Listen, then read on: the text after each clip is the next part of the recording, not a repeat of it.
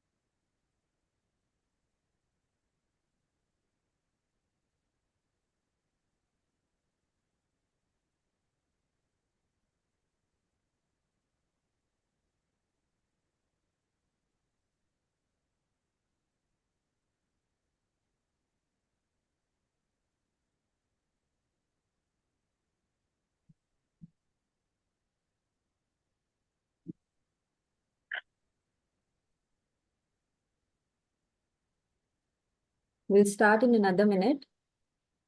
Okay.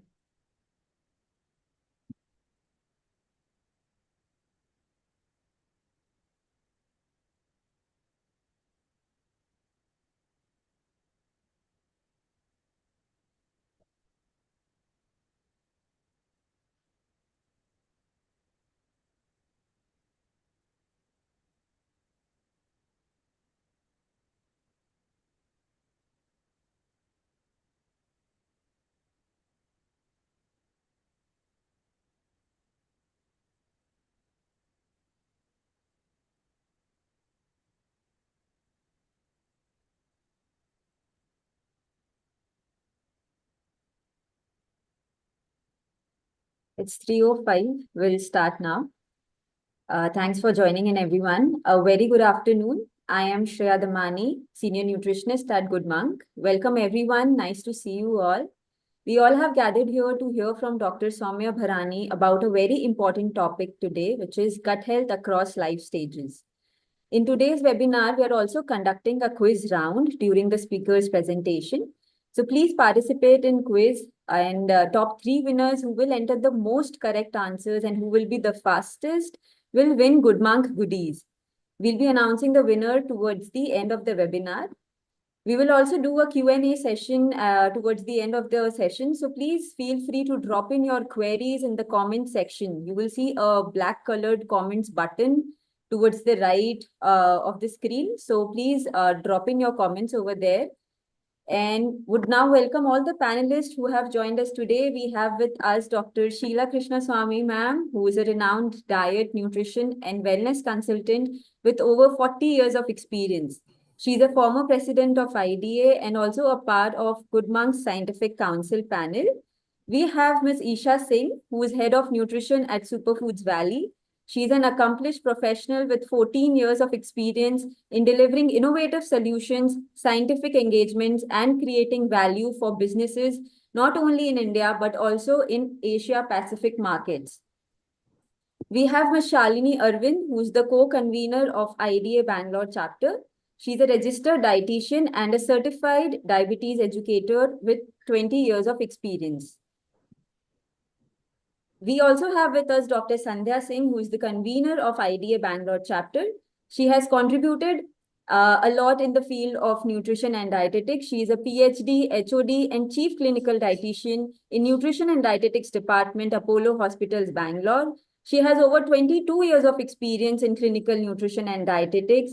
She's a core organizing committee member of AICNU, which is conducted by Apollo Group of Hospitals. She is also the member of IAPEN. She has completed the low FODMAP diet course from Monash University, Australia. She is the expert faculty for the renal nutrition course at SVT College, SND University, Mumbai. She has contributed as an author in various books and she has much more accolades to her name. Would now request Dr. Sandhya to please welcome and introduce our esteemed speaker for the session, Dr. Soumya Bharani. Thank you for those kind words, Shreya. And I would like to introduce the speaker for today's session, Dr. Soumya Bharani. She is a PhD and she is a registered dietitian. She has completed her PhD in nutrition and dietetics from King's College London. She's worked in the London Olympics and Paralympics of 2012. She's worked as a nutrition diabetes researcher in the NHS London. She is a registered dietitian in the UK, and she is passionate about empowering dietitians with the knowledge of nutrition. A warm welcome to you, Dr. Soumya. Thank you. Thank you so much, Dr. Sandhya, and thank you everyone for joining me today. So the topic for today's session is gut health across life stages. And over to you, Dr. Soumya. Thank you very much. Gut health is a very is a topic which is very close to my heart, because when I started my PhD, my topic was about protein synthesis in the gut upon application of glutamine. So it's been such a close topic to me, and today I'm very happy to share a little bit of my thoughts and my understanding to you all. So buckle up, everyone. So before we get into gut health through the ages, let's define what do you mean by the gut. So gut is nothing but the entire GI system, which includes stomach, intestine, colon. And what it basically does, as you all know, is it absorbs nutrients and also excretes waste material. Gut is very special because of the ecosystem of the microbes that it houses, and also the interaction of these microbes on other parts of our body, organs, mood, etc. Okay, so there is a saying which goes like this: all diseases begin with the gut. And indeed, a lot of scientific research has shown that more than 90% of the disease can somehow be linked back to gut health. Okay, so what is so special about the gut? I think these are statistics that you all know already, but I'm just going to say it again. So there are about 10 to 100 trillion microbes that are harbored in each of us, and there are more than 10,000 different species of microbes, and there are more than 3.3 non-redundant, that means non-repeating genes, which are based out of these microorganisms. And when you have a look at the screen onto your right-hand side, you'll see that there are the numbers of different kinds of microbiome and different parts of the GI system is quite varied.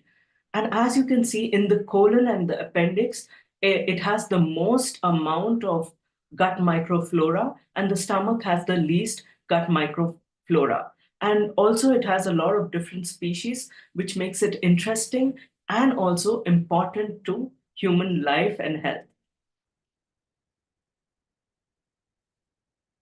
So what is the role of gut microbiota in our health? So on the green side, we see how it impacts our health positively.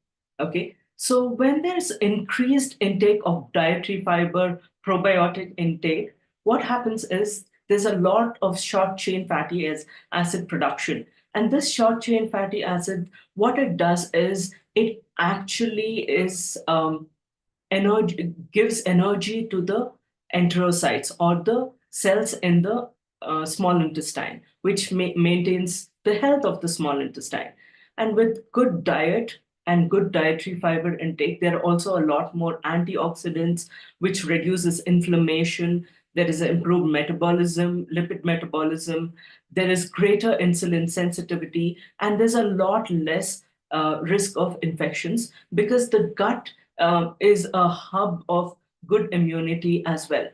But what happens when our clients are not eating right?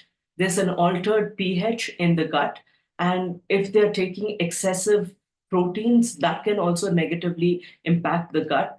Of course, as you all know, increased sugar intake, alcohol intake, not eating meals on time, smoking, all these affect the gut negatively.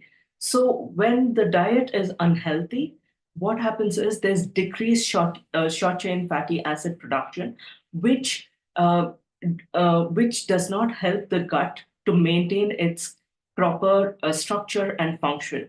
There is increased TMAO, which is trimethyl N oxide, which is present in the intestine. And this is bad because this impacts cardiovascular and kidney health negatively. There's also increased lipoprotein synthesis and increased cardiovascular disease risk.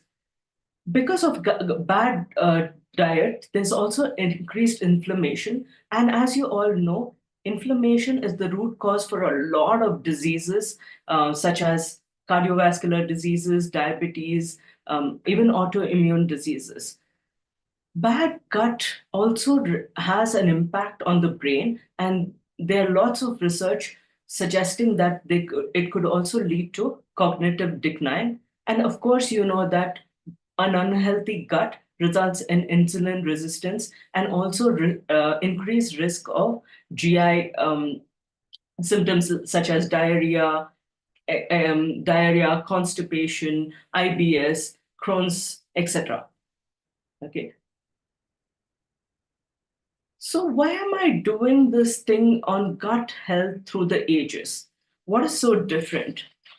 So the gut microbiome, we think that it's static, but it's actually not. It's very, very dynamic, and it's ever changing because of external environment, the diet, stress, sleep, lack of physical activity, ultra-processed foods, emotions, smoking, drinking, alcohol, antibiotics, etc. And also, what we have to pay importance is the gut microbiome also evolves based on our hormonal changes in our body. Suppose, say, a lady is pregnant, so those hormones would also impact the gut microbiome. Okay. So it's just not just hormones, it's also age, it's gender, it's pollution, diseases, and the different phases of life also alter gut microbiome in the gut. So that is why it's important to understand what kind of changes happen to us as humans and what these changes mean to our gut as well. For example, in different phases of the life, in gestation, the maternal dietary habits have an impact on the growing fetus. Whatever the mom is consuming, even including antibiotics or any medication, and lifestyle and hygiene practices impact the gut of the growing fetus. And during delivery, also the mode of delivery, the birth weight of the baby, the hospital hygiene also impacts the gut microbiome of the baby.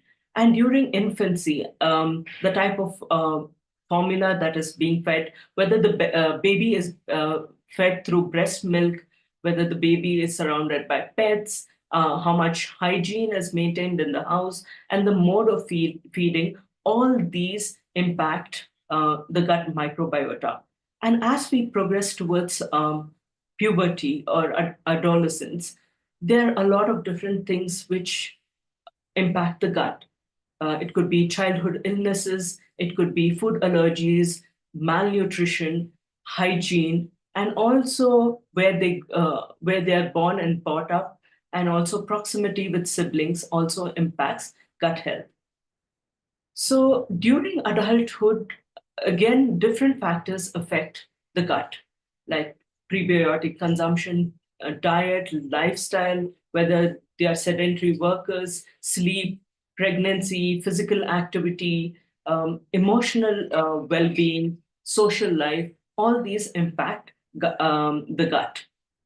Then when we come to old age, the health of the person, whether they are able to chew food, finances, like do they have access to good food that they had before, hospital stays, hygiene, and type of diseases they have, the medications that are taking, previous illnesses, all these contribute to different kinds of more microorganisms in the gut.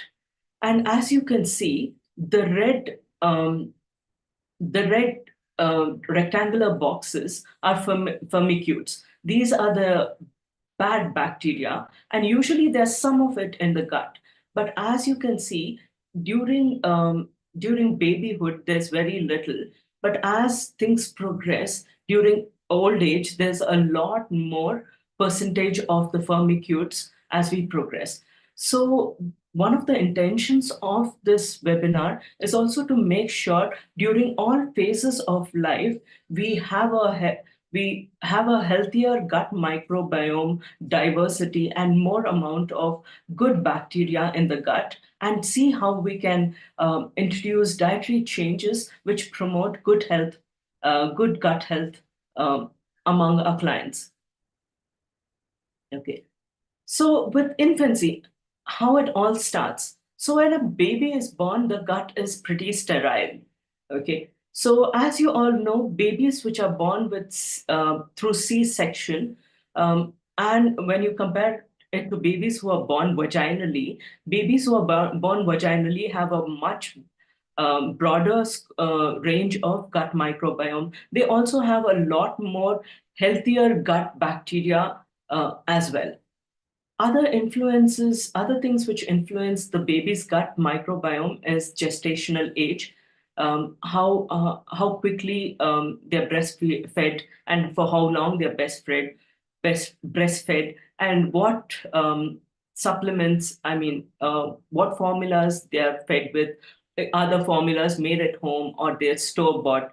Those kind of things all impact gut at the infant stage. By the age of 3, the foundation for the gut bacteria is pretty much established. And so it's very, very important that the gut microbiome is carefully maintained or introduced with as much positive behavior as possible. So an infant's gut microbiome depends also on maternal environmental exposure. Suppose the mother drinks or smokes or uses drugs or a lot more medication. It also depends on the gestational age of the mother. If the mother is much older when she gives birth to a baby, the infant's gut microbiome will not be as healthy as it will be when the mother is much younger.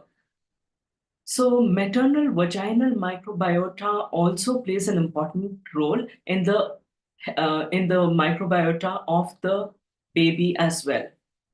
Yeah. And there's a lot of importance that is placed on maternal skin and skin-to-skin contact after the baby is born. Okay, so why is there so much of importance on breastfeeding? So as you all know, in breast milk, there is human milk oligosaccharides or HMOs. Okay, this fosters the proliferation of beneficial bacteria, while formula feeding might increase bacterial diversity. It could be good bacteria or bad bacteria, but breastfeeding fosters proliferation of healthy bacteria. And that is why it is very, very important. So what happens is the HMOs such as GOS or galacto-oligosaccharides, what they do is they are fermented by bifidobacteria, and this releases a lot of short-chain fatty acids. And as I said before, these short-chain fatty acids are very, very important for maintaining the structural integrity and the growth of the cells of the intestine. So how do we improve gut health among babies?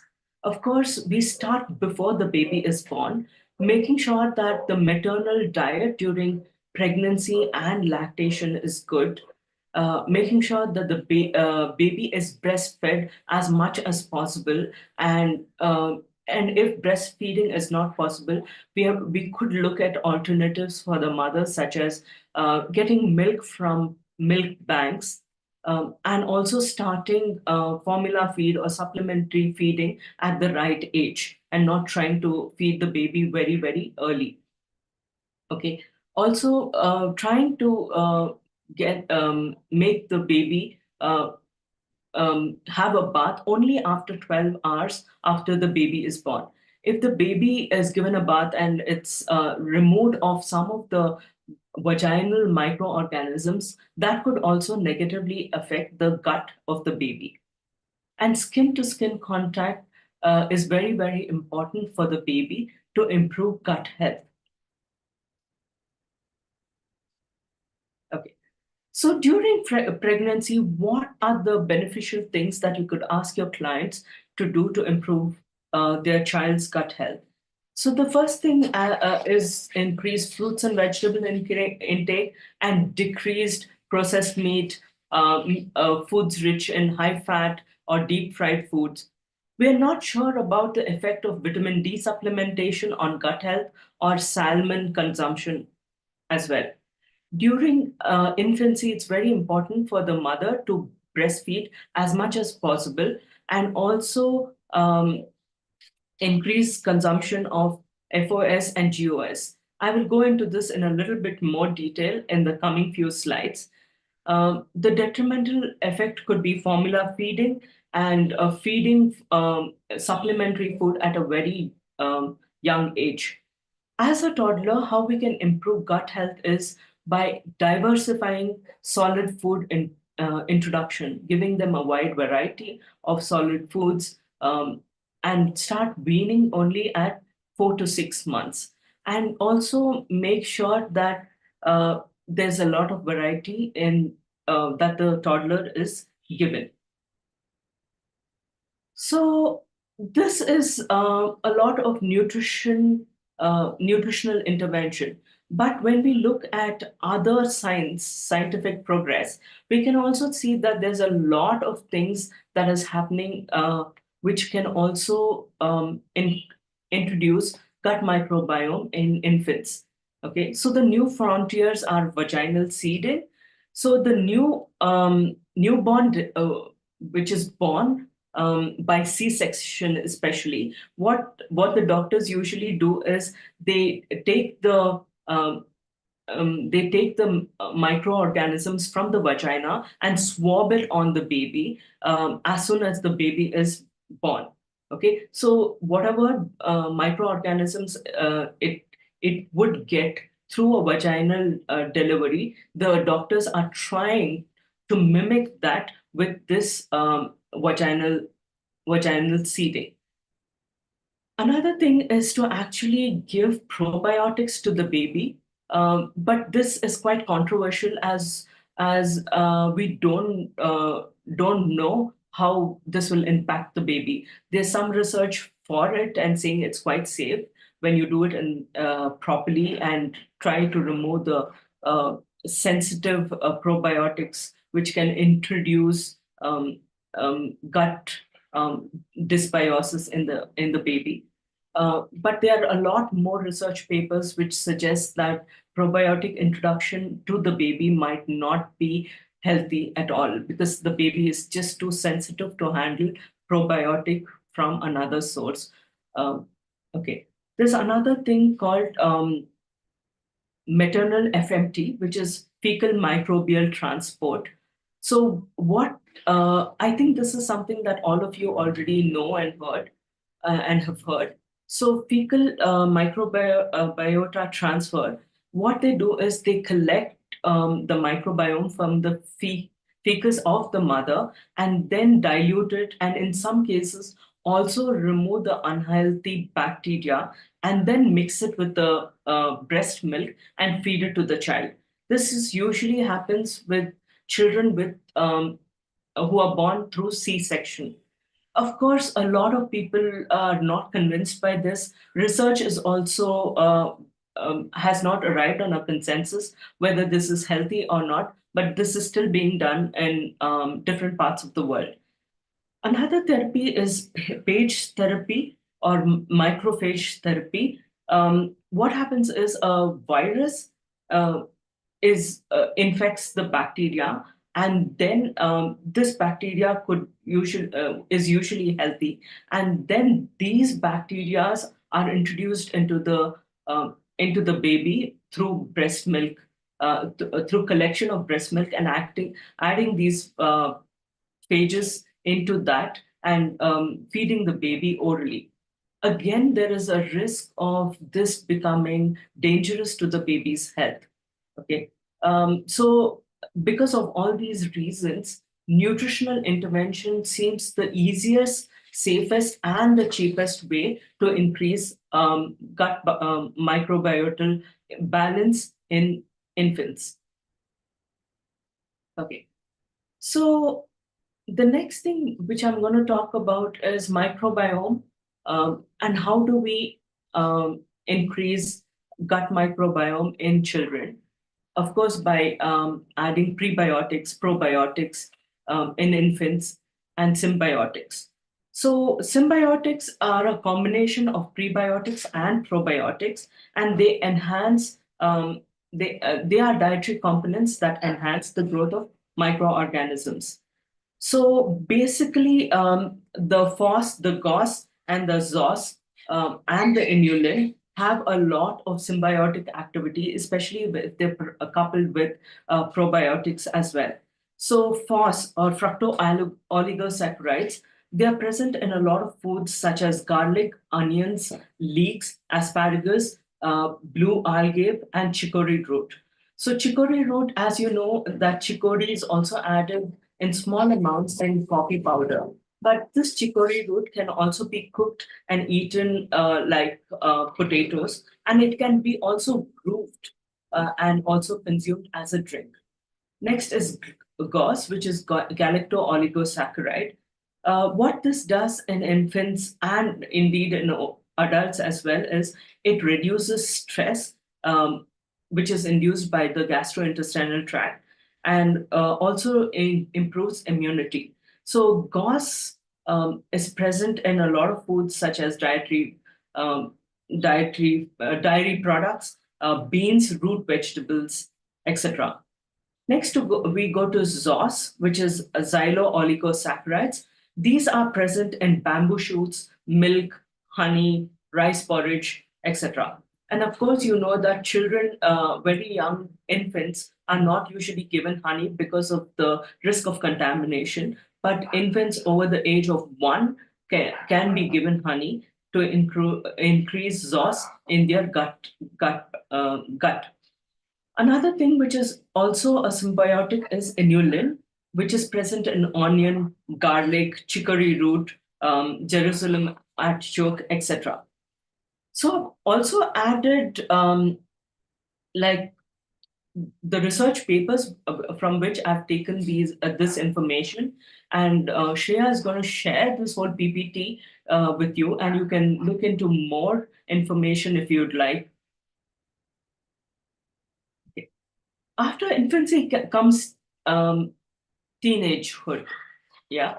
So when we look at teenagers or think of teenagers, what we usually associate is them not being, them being moody. They're trying to grapple life, and they're trying to understand life, and their brain is still developing. So microbiomes, gut microbiome has an impact on brain development, cognition, and behavior. So what happens is the gut microbiomes can regulate development of neurons in a way that can lead to lasting impacts on brain behavior and also brain circuits.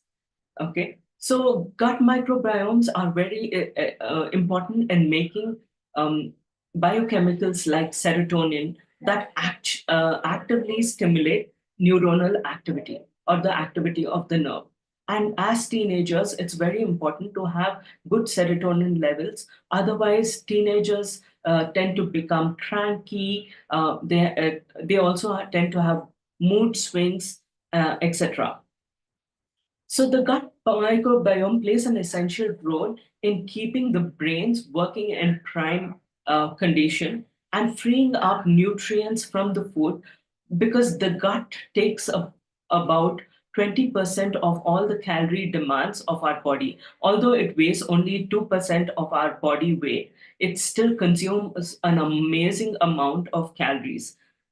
And the gut bacteria, if it's healthy, it also helps to shape the thoughts and behaviors in these teenagers. So, in the last few decades, researchers have showed that there's a lot of compelling evidence of how gut health has a massive impact on brain development and cognition in teenagers. Okay, so, what do we do about this as dietitians? So, the dietary changes would include more fermented foods, more fiber rich foods, and also more butyrate producing foods, especially those foods which contains Felicibacteria. And what foods are these? These foods can be apples, bananas, berries, oats, pears, fruits, vegetables, legumes, seeds, especially flax seeds and chia seeds are very important for maintaining good gut, which promotes brain development and behavior. This Felicibacterium, what it does is it helps to regulate neurotransmitter levels so that it's appropriate, and teenagers don't feel extremely wired or not wired, and it decreases neuroinflammation, and it also promotes neuroplasticity, so they're able to learn new things and adjust and acclimatize to new things. As you all know, if there's a lot of firmicutes in proportion to bacteriocides in the gut, there are higher chances of absorption of more calories, more fat from the diet that is eaten, and that could be the reason for increased adiposity and lower metabolism. So during teenage life, teenagers usually start eating a lot of like junk foods. They're very influenced by friends and advertisements, and that is the time where they start making their own food choices. So if they are making wrong food choices, this could be the start of their obesity journey. Skeletal maturation is also important in relation to gut health, because gut helps to absorb calcium. A good gut microbiomes helps to absorb calcium from the food that is eaten. Okay. So, what happens when teenagers or anyone eats unhealthy food, especially sugars? The brain is overstimulated. And because the brain is overstimulated, it can lead to hyperactivity and mood swings. So, unhealthy foods, especially sugar, what it does is it's very addictive, and it also can throw off brain's chemical balance, making them more susceptible to mood swings. And it also stimulates neurons in the brain's reward system to want them crave for more and more sugar. Okay, so that's why people who are kind of addicted to sugar crave more sugar. So in the brain, there is something called the limbic system, and this limbic system is triggered off when sugar is taken, and this is considered as a reward.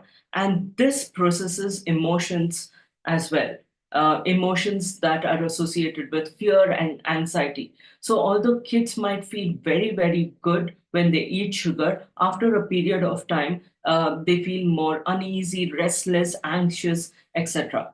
And also, as you know, increased sugar consumption also leads to obesity risk. Brain hyperactivity in adolescence can lead to cognitive defects in adulthood. So it's wise to reduce the consumption of sugar in your clients when they are teenagers itself, so that it does not affect them in their adult years. Okay. So teenagers and junk food, and what is the effect of that on the gut? Sugar we already spoke of. Excessive salt also makes the gut a less conducive place for the microbiomes to also grow and flourish.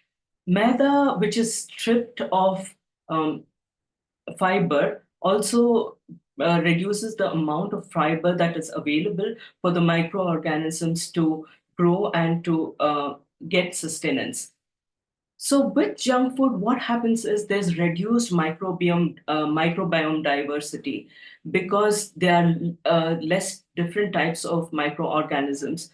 Junk food promotes unhealthy bacteria, and this unhealthy bacteria rapidly reproduce compared to the healthy bacteria. So because of that, the healthy bacteria start dying because there's not enough resources or space for the healthy bacteria to grow. And that's why there's reduced microbiome diversity. And there's also, like I said, a shift towards harmful bacteria. And this could lead to a lot of inflammation and metabolic problems as well. So lower level of beneficial bacteria is also because of lower amounts of fiber as fiber, lower amounts of nutrients, which is present in junk foods. Whereas when you consume whole foods, there are much more higher amounts of nutrients, which supply food for the healthy bacteria. When there is such a imbalance or a dysbiosis of the gut, this definitely affects the health and brain and the brain working of teenagers. Gut microbiota is an important modulator of brain and behavior. So that is also one of the reasons why junk food should be avoided among teenagers. Okay. So now we talk about teenage and obesity. Continuing with junk food, as you all know, junk food contains very little nutrients, but a lot more calories than healthy food.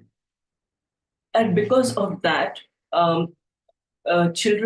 teenagers tend to become obese. And as you know, getting junk food is so easy for teenagers, and that is their choice now of getting junk food between classes and after school and things like that.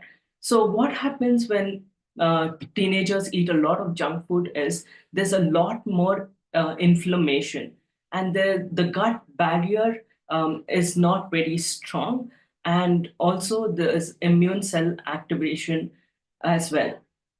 And there's increased fat deposition, lipopolysaccharides increase, and there's a lot of unhealthy opportunistic bacteria, which has a negative effect on the gut and also increases obesity. Bad bacteria also increase insulin resistance and dyslipidemia. So nowadays, what we are seeing is people who are younger and younger have bad cholesterol levels, increased fat deposits, even in their liver. Okay. So how to, by making sure that these children reduce junk food, we bring about a greater homeostasis in the gut and increase gut barrier function, increase the mucin in the gut. That is the layer of protective layer on the intestinal cells that protects the intestine from acids and bacteria which are harmful. So when a diet is healthy, comprising of a lot of fiber, a lot of nutrients, there's a lot less inflammation, there's increased insulin sensitivity, and metabolism also is revved up. Okay, so how do we assess gut health? Which is very important when we are talking about what nutritional interventions to do. Okay, so there are lots of different parameters to assess gut health, which includes like mode of delivery, environment, the drugs, it could be medication or drugs itself, how much exercise they're doing. Some people over exercise, and that also could be bad for the gut health, and what foods they take, what is the frequency of fiber, diary, etc., cognitive behavior, social life, interaction, stress, mode of delivery, all these needs to be assessed. And apart from this, for women, if they're taking contraceptive pills, this would also have an effect on the gut.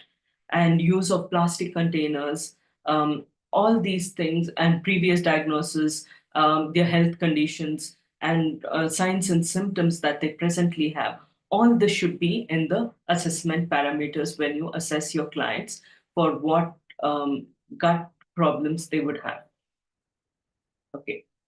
Now we'll take a small break and we'll do a small quiz. So I think Shreya will take over, or Ankit. Yeah, so Ankit will start with quiz now. Okay, ma'am.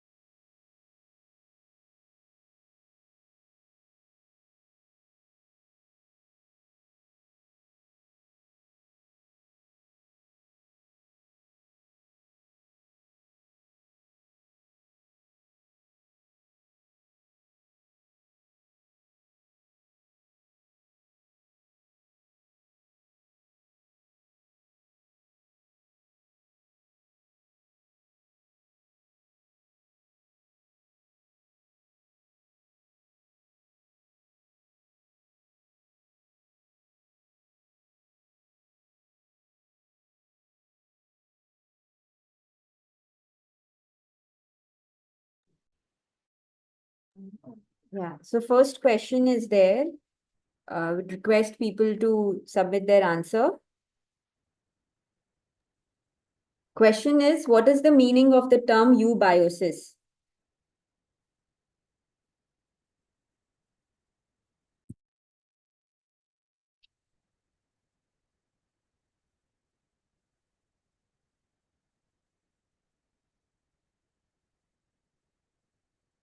Another question, question number 2. What microorganisms are found in the jejunum?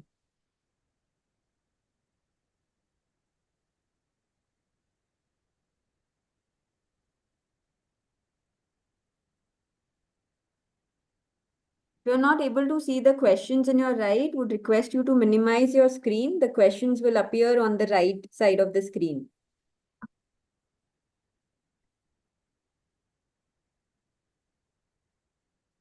Thirty seconds are over now. We have another question. Question number 3. Which of these parameters is important to assess gut health?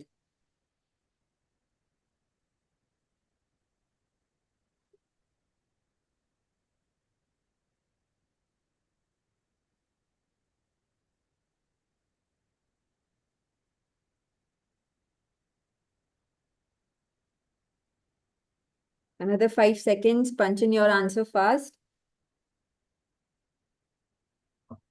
30 seconds are over. We'll move on to another question. This is the second last question, which is, which combination of outcomes ensures the best gut for the baby?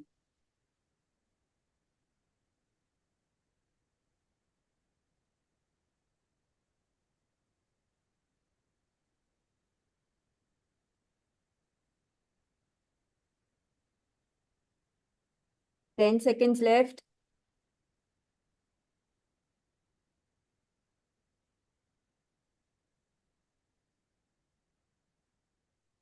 Now the last question, question number 5.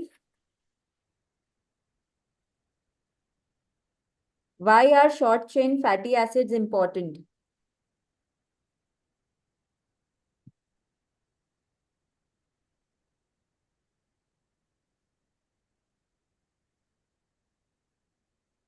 Fifteen seconds to go.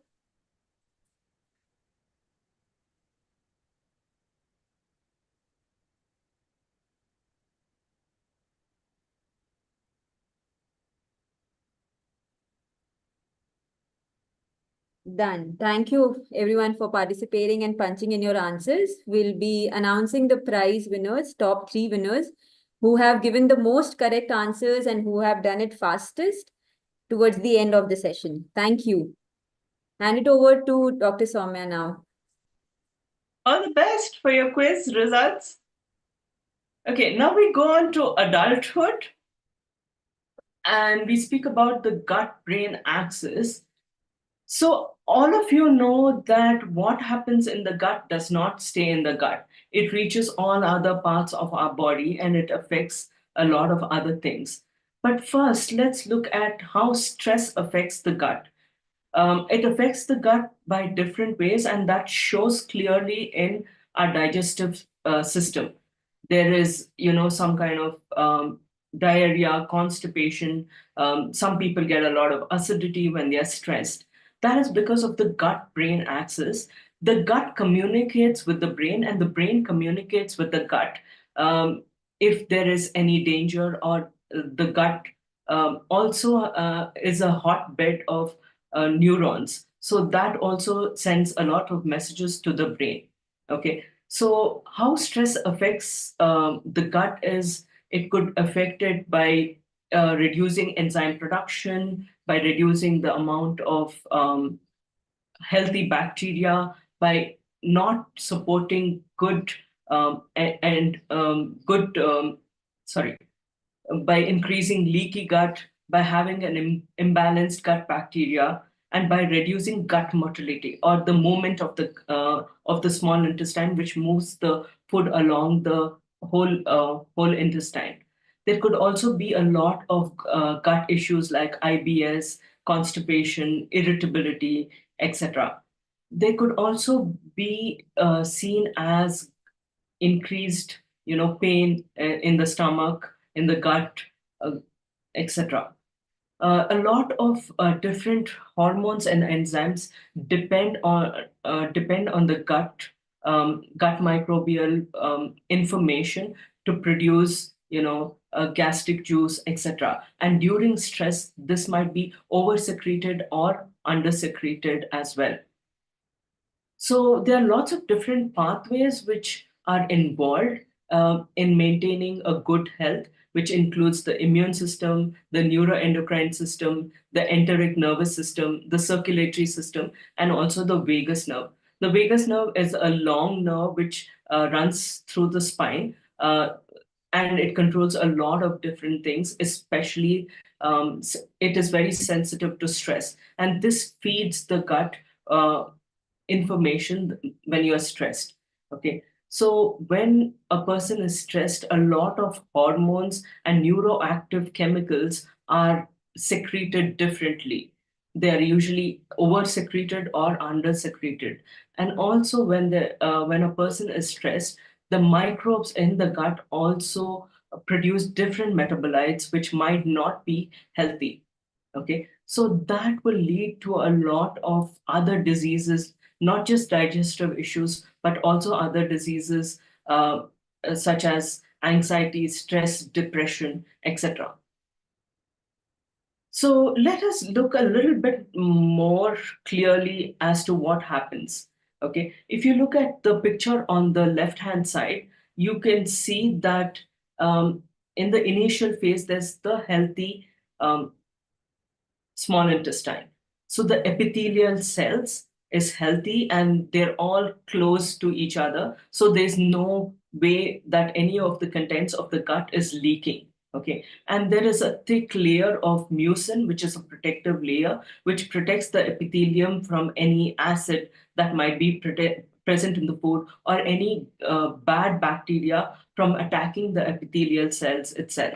Okay, but what happens when there's a lot of stressors? It could be stressors such as work pressure, smoking, unhealthy eating. It could be a lot of pollutants. It could be overexercise, not sleeping properly, a lot of medications.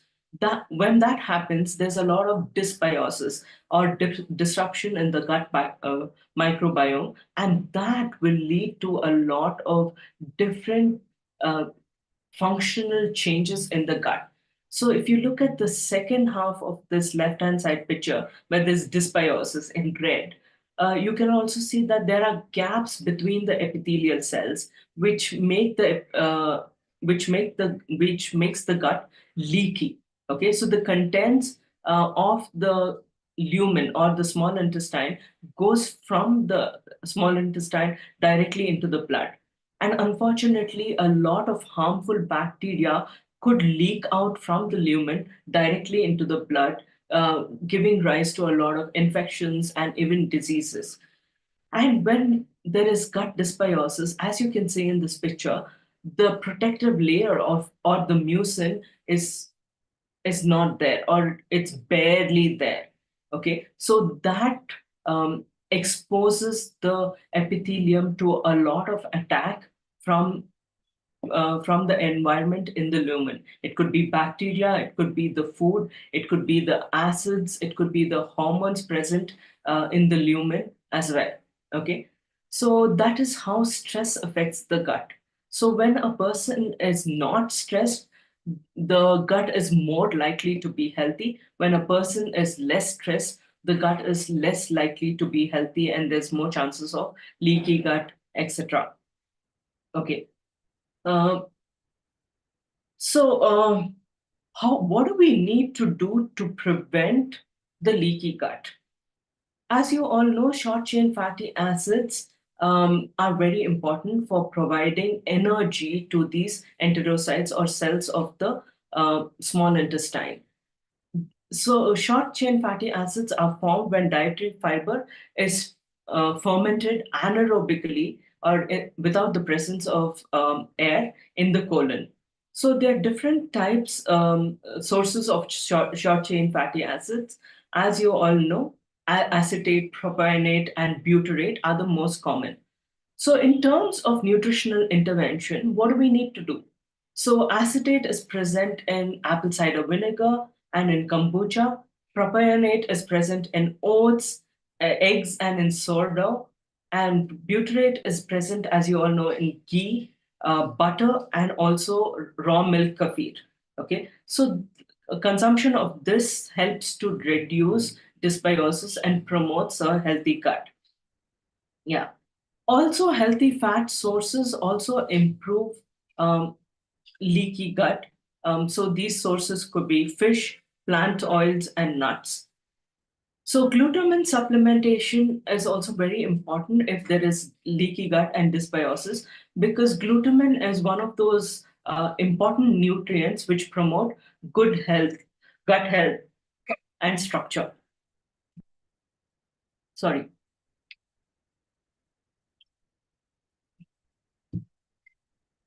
Okay. So the right hand side is pretty much telling you the same thing, but it also gives you an idea of what different microorganisms are increased and decreased during stress.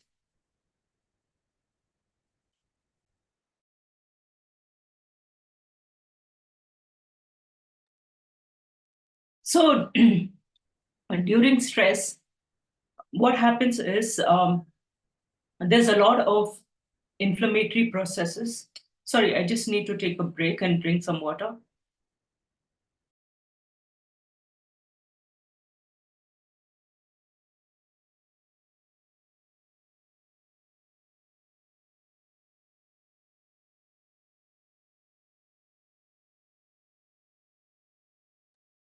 Yeah, sorry, my throat was acting up. So when there's stress, there's of course a lot of inflammation, and this inflammation can be at the gut level as well. There's a lot of cytokines and pro-inflammatory markers which are increased, and that increases epithelial damage and gut leakiness. Okay, so the balance goes from healthy bacteria predominantly to unhealthy bacteria, especially firmicutes, are more in number. So, what are the diet-based solutions for this? So basically, because there's a lot of neuroinflammation because of increased gut dysbiosis, we have to look at foods which bring down inflammation, like vitamin A, C, and E. And also, there'll be a lot of cravings if there's a lot of stress. So we need to make sure that our clients are eating healthier despite the stress and understand the emotional reasons for eating junk.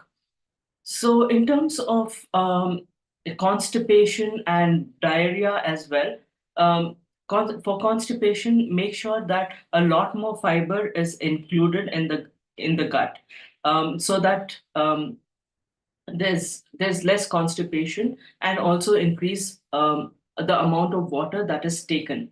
Okay, so cravings are also introduced by gut bacteria, which are unhealthy. So we need to make sure that our clients are eating healthy, and they're making good food choices and also eating on time. Unhealthy eating patterns are triggered by this unhealthy gut, and this leads to poor metabolic responses as well. So,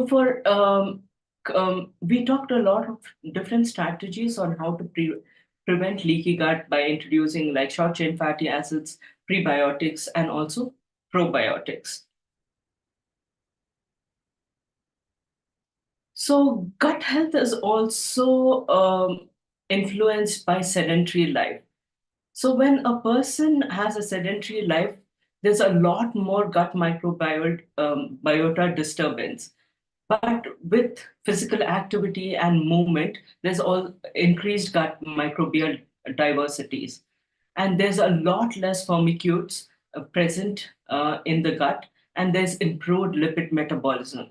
That's why sedentary life uh, encourages fat accumulation in the body. In sedentary people with sedentary life, there's a lot of insulin resistance because of the type of bacteria that is present because of the sedentary life. And when physical activity is introduced, there's a lot less risk of diseases, there's increased insulin sensitivity, and there's a lot more short chain fatty acids. This is independent of the diet that the person is consuming. So when you add physical activity with a healthy diet, of course the positives of it are multiplied. Okay, so to maintain good health, the gut microbiome, what it does is there is increased metabolites, which is positive in nature, that is produced by the gut bacteria. There's also relative abundance of beneficial bacteria, and the structure of the small intestine is much more stable than when there is dysbiosis. Next, we talk about menopause and gut health. Okay, during menopause and perimenopause, what happens is there's a lot of different changes in the hormones of the woman. And because of that, it also has an impact on the health, the mood, the energy levels, and further has a cascading effect on other hormones as well. So when perimenopause sets in, there's a lot of changes in the vaginal bacteria, and this can influence the gut bacteria as well. Okay, so the immune moderators of gut and vagina are very, very closely interlinked, and that's why when there is hormonal changes or changes in the pH of the vagina, this can also impact gut health and vice versa. So in perimenopause and menopause, what happens is one of the major hormones is estrogen. Okay, so when estrogen dips down, that has a negative impact on the pH uh, of the vagina. Okay, so what do we need to do to increase estrogen naturally by harnessing the power of the gut microorganisms? So increasing phytochemicals such as soya beans, vitamin B rich foods, peaches, red wine, of course in moderation, garlic and legumes help to increase estrogen production in the gut.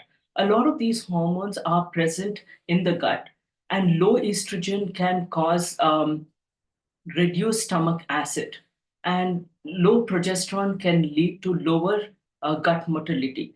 And I'm sure you've seen observed in some women who have periods, who are not yet menopausal, but who are on their periods, and some of them have constipation or loose motions just before their periods or during their periods. That could be because of imbalance of progesterone levels.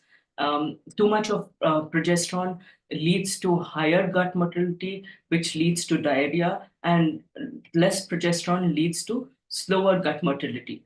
But in the case of postmenopausal women, progesterone is lowered, and that leads to lower gut motility. That also leads to constipation as well.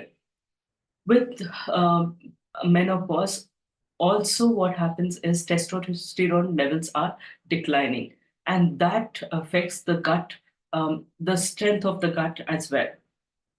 Okay. Uh, so how do we and with menopause, the thyroid levels also become slow, and this decreases metabolism and how the food moves through the intestine.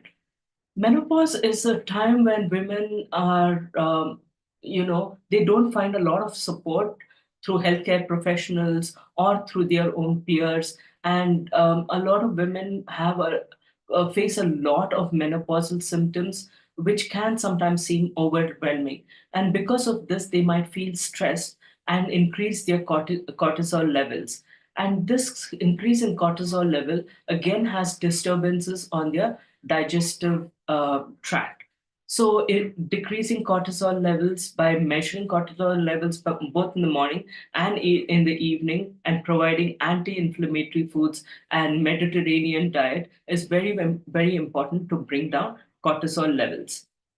Another thing that I forgot to tell when we were talking about estrogen is to increase estrogen, a lot of fiber-rich foods should be consumed. Okay, so there's increased activity of the microbial enzyme called beta glucuronidase, which regulates estrogen in the gut. What the beta glucuronidase does is it deconjugates the estrogen and turns estrogen into its active form. Okay. When there is dysbiosis, there's less of this enzyme, and so there's less of estrogen. So, making sure that your clients are consuming more fiber rich foods helps to produce more glucuronidase, which helps to increase active estrogen in their body. So, when we talk about menopause in the gut, a lot of energy metabolism happens of vitamin B and K in the gut.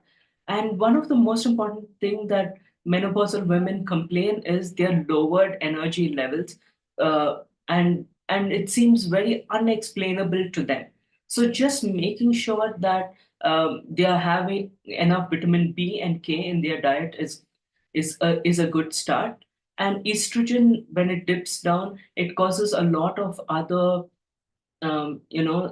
symptoms such as hot flashes, low energy levels, low bone mass, etc. So introduce a lot of phytoestrogens and probiotics into your client's diet. And sleep is also a problem. A lot of women, about 60-70% of menopausal women, experience hot flashes, and they are also very stressed in this phase. And because of that, sleep can be quite elusive. So, tryptophan rich foods such as almonds, milk, fish, and most meats help to increase melatonin production. And that can provide a lot of solace. And as you all know, melatonin is also produced in the gut. So we need to make sure that the gut is healthy so that sleep is much more easy to come by. Stress management is very important because most people, when they are stressed, they get into fight or flight mode. And this disturbs the digestion, because they need to shift from fight and or flight mode to rest and digest mode. Okay, so the calmer people are, the more they meditate, the more they eat healthy, it's better for the body. So, in terms of junk food and menopause, because women can get quite emotional during menopause, they might increase their consumption of junk food. And this increases the unhealthy bacteria, such as firmicutes. And these firmicutes predominantly absorb more calories from food, and they absorb more fats from food, and that changes the body composition of menopausal women, to make them more adipose tissue dense. So common prebiotic rich foods such as barley, bananas, asparagus, onions, leeks, all of these things help to maintain a better gut health during menopause. The last phase of life is old age and gut health. And during old age, there's a lot of different changes that are seen.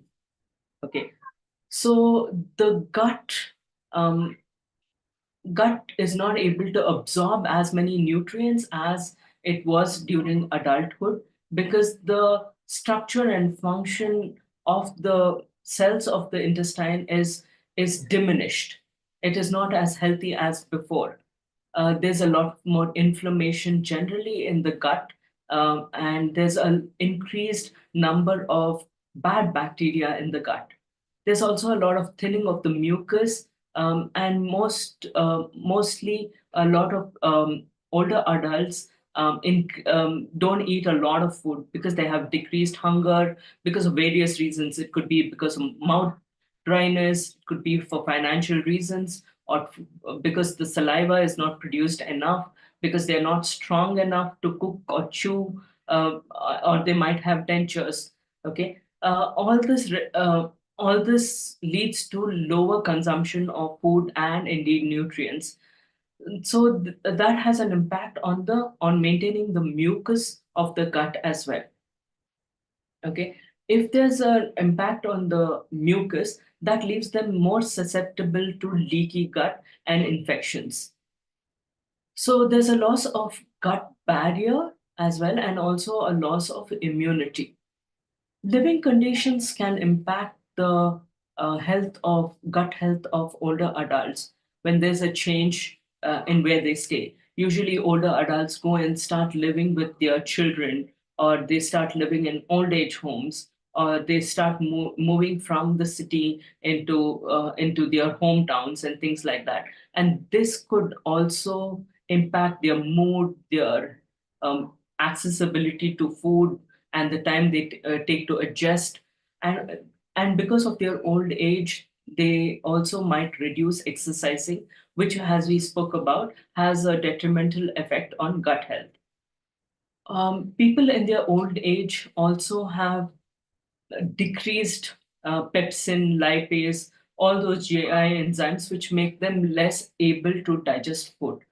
And they're because of their ill health, most of them have some disease or the other, and due to that, they might be taking some medications, antibiotics, etc. And that also has a negative impact on gut health. So, as far as possible, make sure after they take antibiotics, make sure they eat a lot of prebiotic and probiotic foods to uh, to replace the healthy microorganisms in their gut. There's a very lovely paper on this old age and gut physiology and microbiota, from which I've taken this slide from. If you have the time, please go through it. And yeah, that's the end of my session for today. Any questions?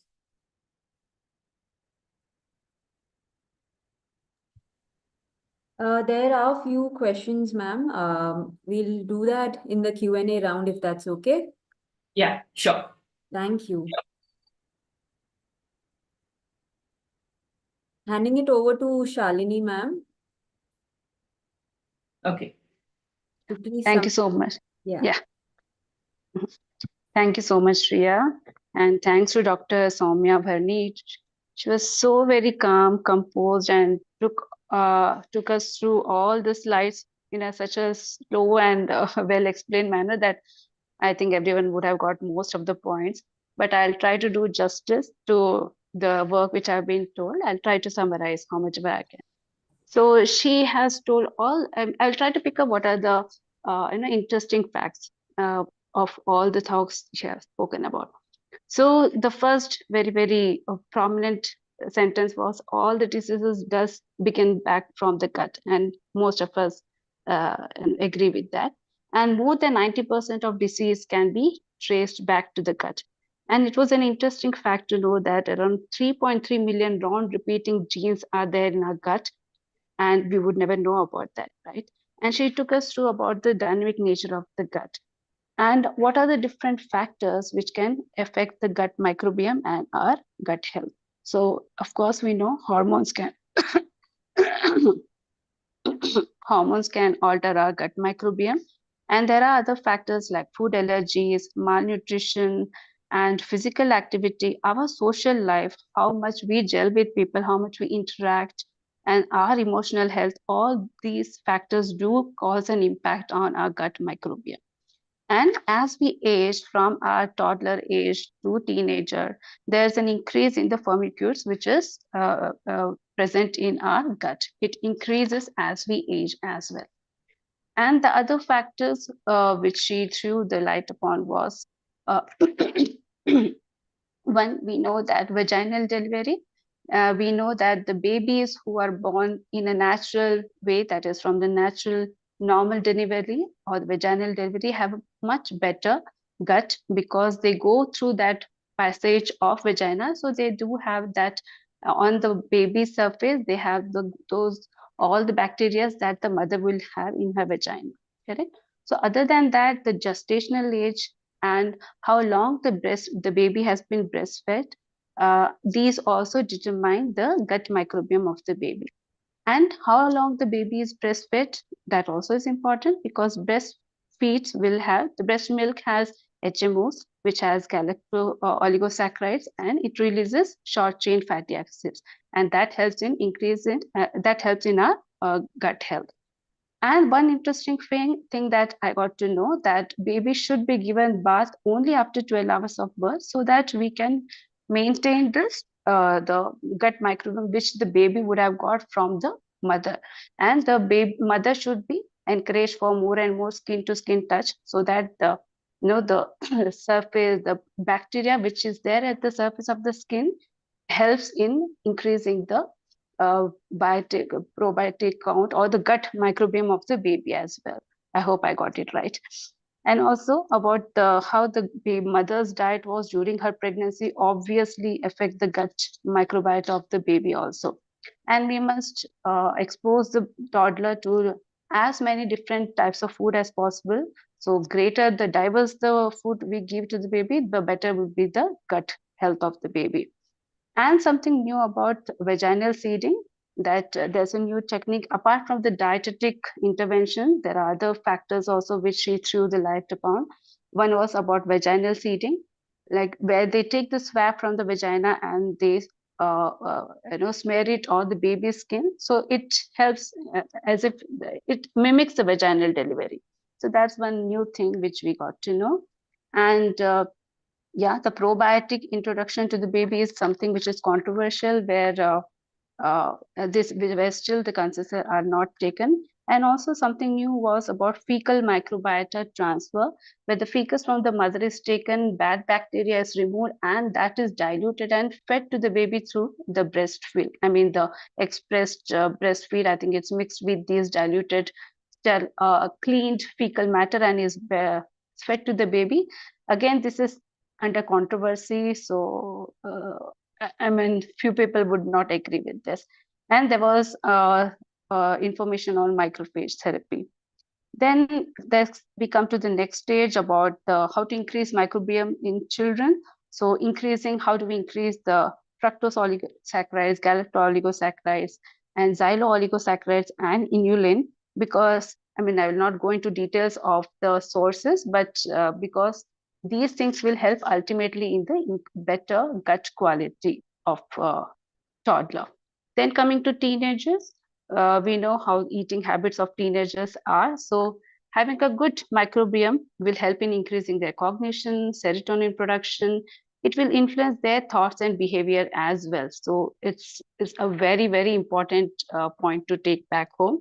And we must increase the fermented food consumption. I mean, we must counsel them to have more of fermented food, fiber-rich food, and also butyrate-rich foods. And there is a new thing which I got to know about, that once there's an increase in formicates, it causes an increased susceptibility for obesity. So other than our eating habits, these things also alter the gut health of any person. And we know there's a vicious cycle of sugar. Once we have an increased amount of sugar through junk or whatever, through direct source or indirect source, it overstimulates the brain. It makes the brain more hyperactive. It can cause mood swings, and again, it can cause craving for the sugar. So this is a vicious cycle. And gut barrier also will not be strong when we take too much of junk. It kinds of make ways, the gut barrier becomes loose. It make ways for the bacteria to leak into the blood, and that can cause inflammation, and inflammation can open the gate for many, many other things. Then she spoke about how do we assess the gut health. So there are many ways. One would take a detailed history of mode of delivery, person's exercise pattern, diet, fiber, behavior, their social contact, medication history, how much of plastic usage is there, and their present health conditions. So there's a like diet counseling, dietary recall. There's a big history which is taken to assess a gut health, person's gut health. Then moving on to adulthood, she spoke about gut-brain axis, how a gut and brain communicate to each other. And because of stress, there's a reduced enzyme production. It can cause leaky gut, IBS, and Crohn's, many more such things. And during stress, the micro production, obviously, it leads to unhealthy metabolite production, and that can also cause psychological issue like anxiety, depression, etc. And different ways how do we increase short chain fatty acid production would be like apple cider vinegar, ghee, kombucha, and few more that she cited upon. And the foods that we must take, I mean, all the dietitians would be knowing, but foods that will help in reducing the inflammation has to be advised to our patients or clients. Sedentary lifestyle also can cause disturbances in gut microbiota. Coming to menopause and perimenopause, which usually happens typically 5 to 10 years before menopause, is called as perimenopause. So there will be changes in our hormones in a woman's life. And immune moderators of gut and vagina are closely related. So whenever we know when we enter into menopause, there'll be a drop in the estrogen level, and that can cause a drop in pH as well. So we should help patients to increase the estrogen levels by increasing more of fiber-rich foods, because it has, through fiber-rich foods, beta-glucuronidase can be increased, and that can help in the increased estrogen production. And low progesterone level can also reduce the gut motility. That's why probably in menopause, many women can face constipation. We can help people by increasing more of tryptophan-rich food consumption, and also we can help them in for their mood swings will be there usually in menopause. Low energy levels they experience. So counseling on pre and probiotics, the sources of that would help a person.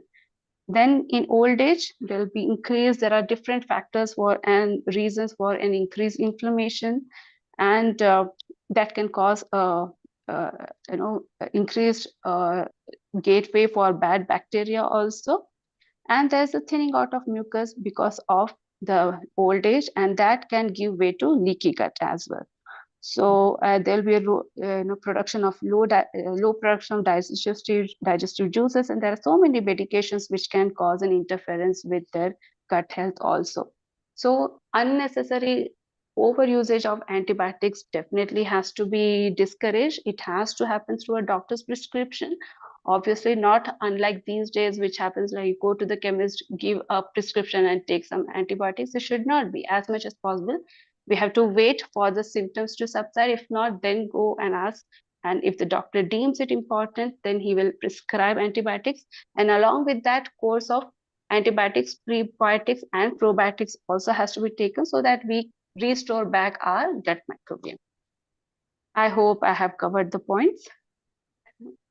Thank you so much, Ms. Shalini. I'll not take much time because we have crossed the webinar schedule time, but quickly, I'll take you through the product, the Good Monk product.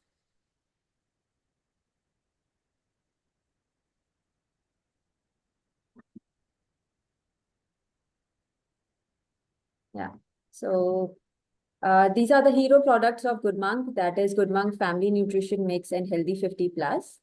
And these are our panel of nutrition experts and scientists who guide us constantly with their expertise and immense knowledge in nutrition and product development. Let us go through this AV to know about the Good Monk Family Nutrition Mix.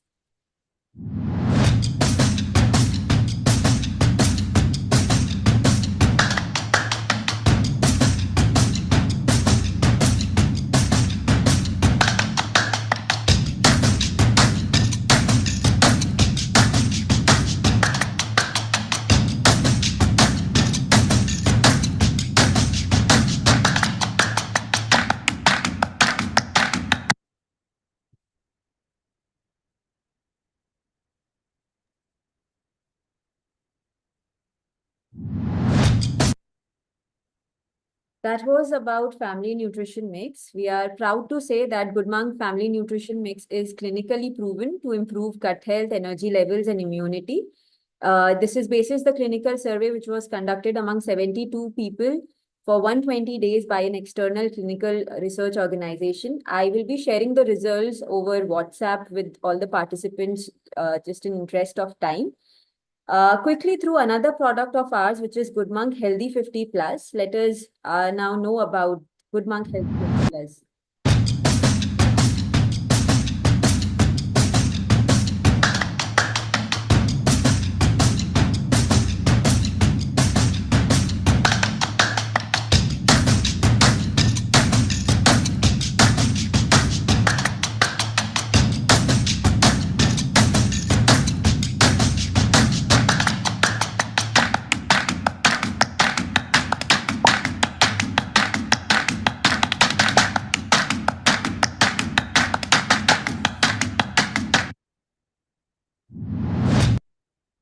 Okay, thank you so much for the patience. We would like to now open the Q&A session. We shall take up queries now that you may have put in the comment section.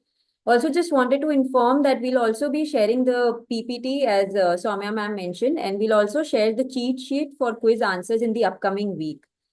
Soumya ma'am, there are a few questions that I would like to ask. Sure. One is by Shalini ma'am. She's asking, there are no clear guidelines on usage of probiotics in enteral feeding. Your thoughts on this, please. See, the thing is, I'm not a clinical dietitian, so I would not be the right person to answer this. So sorry about that. Okay, okay, ma'am. No Uh, problem. Then there's a question that are there any specific strains of bacteria that can be given to immunocompromised patients as a probiotic in order to help in recovery? Or are probiotics still a no-no for such patients? See, for immunocompromised patients, there's not enough research on specific strains of bacteria that will help in recovery, and more so, a lot of the research is very skeptical about the ill health rather than the benefits for immunocompromised patients, because it is essentially the gut is already bad, and even if we are giving healthy bacteria, it might be overcome by the unhealthy bacteria. And like I said, there's not enough research on specific strains for immunocompromised patients. Okay, okay. Thank you. Pallavi Pinge is asking, please explain the points you spoke about propionate and butyrate, etc. Okay. Okay. So we talked about short-chain fatty acids and in adulthood, and we spoke about how to increase the amount of short-chain fatty acids. So there are three different types of short-chain fatty acids, which is acetate, propionate, and butyrate. And acetate is present in apple cider vinegar and in kombucha. Propionate is present in oats, eggs, and sourdough. And butyrate is present in butter, ghee, and raw milk kefir. Okay, thank you so much, ma'am. Last question by Dr. Sandhya. She's asking, how can antibiotics affect gut health and what is the dosage of probiotics to restore balance? So antibiotics can affect gut health depending on the gut health of the person who was taking the antibiotics. So some people are not very affected by antibiotics at all if their gut health was very, very strong to begin with. But some people who already had gut dysbiosis can be very, very affected by the antibiotics, and they can feel exhausted and tired, and the effect of antibiotics can last in them energetically and microbially for a few weeks or even months. Okay, so some people, as you know, can say, my fever was not bad, but the effect of antibiotics was worse than the actual fever, right? So if they had a compromised or a dysbiosed gut to begin with, then the effect of antibiotics will be much more harder, and the journey will be much more longer. So again, it's going to be very, very personalized, how much of dosage of probiotics that is needed to restore balance. But if you want to do it a little bit more scientifically, there's a lot of gut health tests which tells you what microbiomes are missing and what microorganisms are, the negative ones are in too much amount in the gut. And based on those test results, you can administer the relevant pre and probiotics.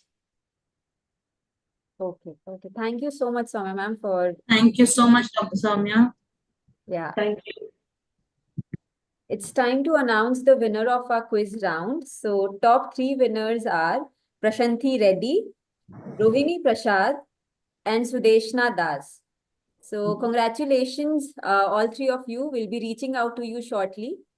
Would now request Ms. Shalini to conclude the session by giving vote of thanks. Shreya, one Thank- question I have. Yeah. Would you be able to introduce from which place these winners are from? That's nice. Yeah. So not at the moment, ma'am. We will share. We could share that after the session. Sure. Yeah. Thanks, Shreya. Congratulations to all the winners. And first of all, thanks to Shreya for a smooth organization. It was very well, it sailed through very smoothly. Thanks to Sheila ma'am, thanks to Miss Isha, and a big thanks to Dr. Soumya Bharani.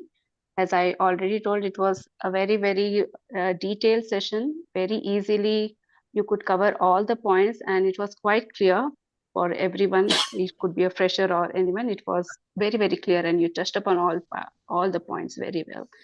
Thank you, Dr. Sandhya, for all organization. For organizing anything, one has to have a lot of back-end work, and she has been behind this since quite many days amongst her busy schedule. Thank you, Dr. Sandhya. Thanks to all of you, for all the listeners, for your patient listening, for learning and asking questions as well. Thank you, Shalini. Sure. Thank you, Hope Dr. to have Soumya. few more sessions. Yeah. Thank you. Thank you, Shreya, and thanks to Good Monk for collaborating with IDA and having this insightful session on gut health. Thank you so much, Sandhya ma'am. Thank you, Shalini ma'am, for collaborating with us.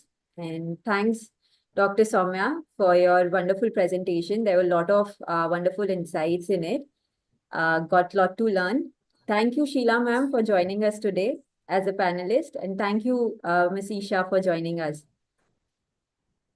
Thank you, everyone, everybody. on this panel, and all the people who joined in on a Friday evening to listen to me. Thank you very much. Thank you. It was really a very nice session. Thank you. Have a Very great interesting talk, Soumya. Thank you so much. Thank you, Thank Shreya. you. Have a great evening. Bye-bye all. Bye. Thank you. Bye, Sheila Bye. ma'am. Thank you. Bye. Very happy to see you after a long time. Yeah. Likewise. Yeah, Sheila Happy ma'am. to see you too. Yeah. Thanks, Shalini. I can't see you though. I also. We'll take a picture, no?